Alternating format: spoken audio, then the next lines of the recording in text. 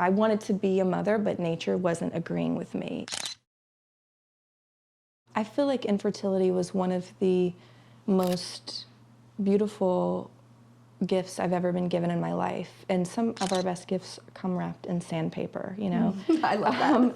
And Yes. they are very painful, okay? Yes. But they feed your life and they feed the ways that you contribute to the world. And for me personally, you know, I lost my mother in a very tragic way.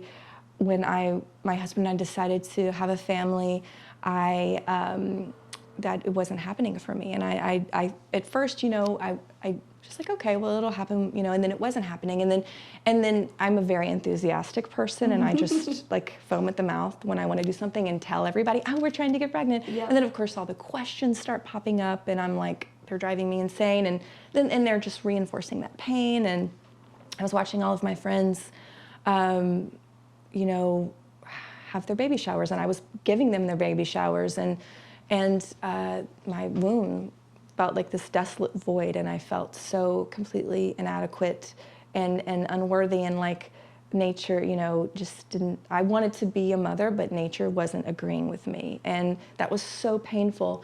And I think the most profound takeaway, I'll say though, it transcends infertility. It wasn't even about infertility. I felt so extraordinarily left out.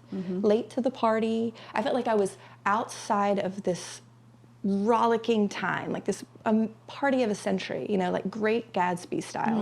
And my nose was pressed to the window, and everybody was inside, and I was not welcome. I wasn't able to step into the party, and it was, and I was never a person who resented anyone. I fully know that my not getting something, someone else having something does not take away. The universe does not work that way. Yes. But it was so painful, and I think I didn't know how to show up in the world because I didn't know how to connect with my friends who were having children, and I didn't know how to dodge the questions of, you know, people, well-meaning people, you know, why don't you and your husband have kids yet, or you don't know how to answer those, and after a while you start getting like very bitter about it. But I think the most profound takeaway, it's a very long-winded, sorry about That's that. Okay. Is that it made me so aware and so empathetic about everyone has that feeling of being left out in some way, and we need to honor that in every person.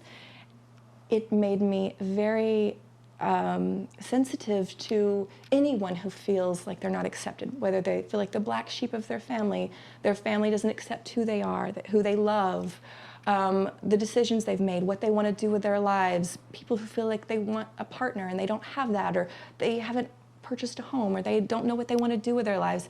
It made me very connected with my sense of humanity, and it made me very aware, and I think that it fed my work. Absolutely. Well, life feeds Yeah. work for sure.